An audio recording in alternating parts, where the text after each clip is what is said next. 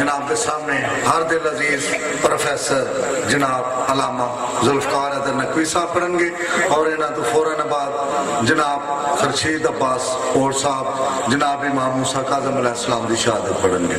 بسم اللہ جناب سید ذوالفقار حیدر نقوی صاحب۔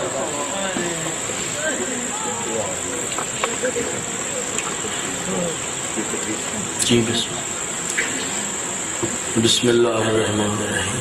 اللہم کل ولیک الحجت ابن الحسن صلواتک علیہ وعلی آبائہ فی هذه الساعة وفی کل ساعة من ساعة اللیل والنہار ولیا وحافظا وقائدا وناصرا ودلیلا وعینا حتی تسکنہ ارزق طوعا وتمتعہ فیہا طویلا۔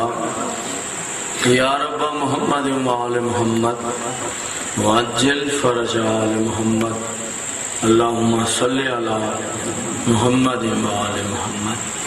ان دعائیہ کلمات کے ساتھ آغاز گفتگو ہے کہ اللہ بانیان مجلس کی توفیقات میں اضافہ فرمائے، مالک انہیں صحت کاملہ درازی زندگی عطا فرمائے، رب العزت اپنے خزانوں سے اتنا رزق عطا فرمائے کہ آئندہ سال اس مجلس کا انعقاد اس سے کہیں بڑے پیمانے پر ہو سکے۔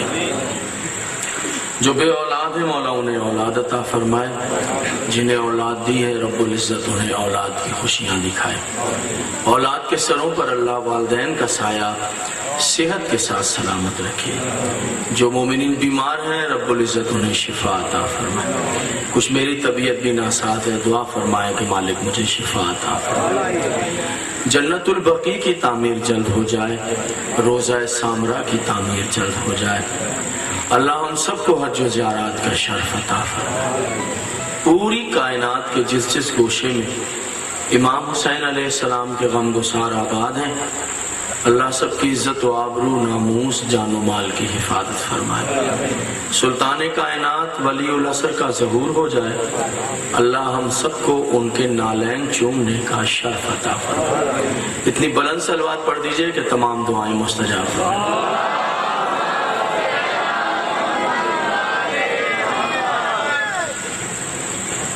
حاضرین محترم، ماشاءاللہ سارا دن سے مجلس اعزاز جاری ہے، شام کا وقت ہے، اگر آپ مجھے اجازت دیں تو دل چاہتا ہے اس امام کا تذکرہ کروں جس کے انتظار میں ہم دن رات گزار رہے ہیں۔ ذرا پیچھے والے دوست سے سنو، تھوڑا سا ٹائم ہے اور میں بس جلدی سے میں نے حاضری دینی ہے اور دو چار باتیں کر کے، تاکہ ابھی پیچھے اور جو پڑھنے والے ہیں وہ ماشاءاللہ پڑھیں۔ میری حیثیت یہاں مہمان کی نہیں میزبان کی حیثیت ہے، اس بادشاہ کا تذکرہ ہو جائے جو میرا اور آپ کا حقیقی بادشاہ ہے، اس سلطان کا تذکرہ ہو جائے جس کے میں اور آپ رعایا ہیں۔ خواہش ہے اصل بادشاہ تو وہ ہے، باقی یہ جتنے بادشاہ ہیں تو یہ میرے اور آپ کے ووٹوں کے محتاج ہیں، ووٹ دیتے ہیں تو یہ بادشاہ بنتے ہیں، انہیں ہم بادشاہ بنا رہے ہیں۔ میں اس بادشاہ کا تذکرہ کر رہا ہوں جسے میرے اور آپ کے ووٹوں نے نہیں اللہ کے انتخاب نے بنایا۔ اس بادشاہ کا تذکرہ ہے ولی العصر، دعائے عدیلہ کے جملے ہیں، وہ امام جس کی نالین کا صدقہ ساری دنیا رزق کھا رہی ہے۔ غلط تو نہیں کیا یہ موضوع میں نے شروع کر کے؟ بور تو نہیں کروں گا میں اپنے محترم سننے والوں کو؟ یاد رکھیے وہ امام ہے جس کے لیے حکم ہے، معصوم کا ارشاد ہے، اگر اس امام کی معرفت کے بغیر موت آ گئی تو زندگی بھی حرام ہے، موت بھی حرام۔ اس لیے ضروری ہے کہ سارا دن کی مجلس میں ان نوجوان دوستوں کے لیے، بچوں کے لیے، ماں بہنوں کے لیے ایک ایسا سلسلہ ہونا چاہیے دو چار باتوں کا۔ ویسے تو سب کا ہی توسل ہے، سب نوکر ہیں، لیکن یہ کہ کچھ معرفت کے ایک آدھ موتیوں میں اضافہ ہو جائے، کچھ ہمارا تصور اور مولا کی لالین سے قریب ہو جائے، ہم پر لازم یہ ہے کہ ہم اپنے امام کا صدقہ دیں۔ صدقہ دیکھا ہے نا، لوگ اپنے لیڈروں کے صدقے دے کے، آپ نے دیکھا نہیں؟ لیڈروں کے صدقے دیتے ہیں، 25 بکرے دیے فلاں نے، 10 بکرے دیے اپنے اس لیڈر کے صدقہ۔ ہمارا فرض ہے کہ جو کائنات کا بادشاہ ہے ہم اس کا صدقہ دیں۔ یہ وہ امام ہے جو شکلیں بدلنے سے بچا رہا ہے۔ کبھی غور کیا ہے آپ نے یہ بندر کیسے بن گئے، یہ ریچھ کیسے بن گئے، یہ کیسے ریچھ بن گئے، یہ کیسے بندر بن گئے؟ یہ پہلے انسان ہوتے تھے، دوسرے نبیوں کی امتیں تھیں، انسان ہوتے تھے، انہوں نے گناہ کیے، اللہ نے عذاب نازل کیا، شکلیں بدل دی، جانور بنا دی، ریچھ بنا دیا، بندر بنا دیا، خرگوش بنا دیا۔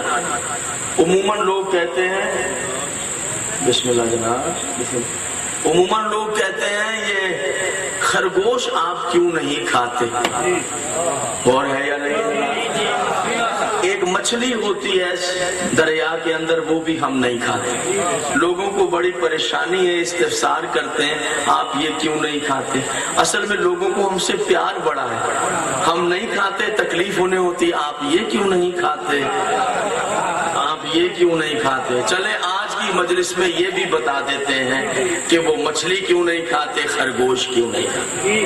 یاد رکھیے معززین پنجاب، شریعت پاکیزہ رسول میں جو جانور کھانا حرام ہے ان کی قسمیں یاد کر لیں۔ نمبر 1، وہ جانور جو مسخ ہو گیا ہو اس کا کھانا حرام ہے، یعنی پہلے وہ انسان تھا، گناہ کیا، اللہ نے عذاب نازل کیا، جانور بن گیا، اس کا کھانا حرام ہے۔ دوسرا وہ جانور جو درندے ہیں، چیر پھاڑ کے کھاتے ہیں، جیسے کہ شیر ہے، بھیڑیے ہیں، چیتے ہیں، حرام۔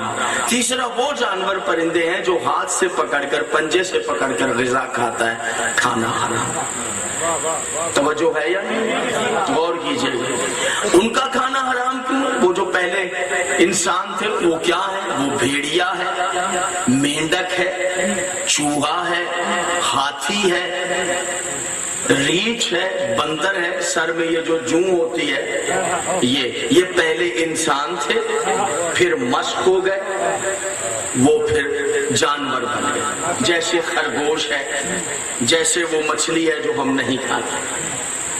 سوال کا جواب سماعت فرمائیں، خرگوش کیوں نہیں کھاتا؟ اللہ نے قرآن میں کہا میرا حبیب پاکیزہ نبی جو طیب چیزیں، پاکیزہ چیزیں تم پر حلال کرتا ہے، گندی چیزیں تم پر حرام کرتا ہے۔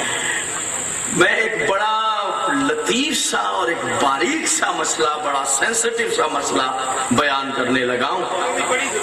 اچھا بسم اللہ، آ جائے۔ اور لیکن میں چونکہ پردے دار ماں بہنیں میرے بالکل قریب میری آواز سن رہی ہے، میں کچھ کنائے اور اشاروں سے گزروں گا، لیکن مجھے آپ کی سماعت کی عمدگی پر پورا یقین اور امداد امام زمانہ پر بھروسہ ہے۔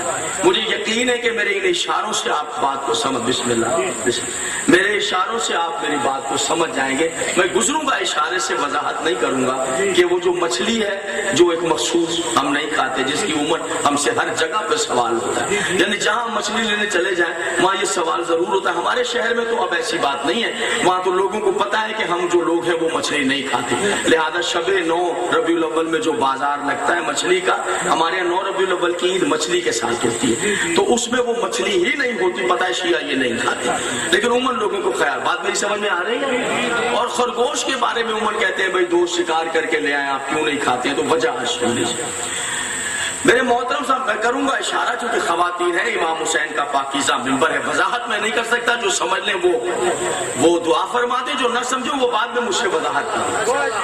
یاد رکھیے گا کچھ دن ہر عورت پر پورے مہینے میں ایسے آتے ہیں جس میں اللہ کی طرف سے نماز اس پر حرام ہو جاتی ہے۔ ہر گھر کی عورت پر ہر مہینے کچھ دن، جواب سماعت فرمایا آپ دعا دیں گے فقیر کے بجائے، ہر عورت پر کچھ دن ہر مہینے ایسے آتے ہیں کہ اس پر نماز مصلی سے دور کر دی جاتی ہے. سنیے گا حضور کہ خرگوش کیوں نہیں کھاتے اور مچھلی کو کیوں نہیں کھاتے، جس سبب سے ہر عورت پر نماز حرام ہو جاتی ہے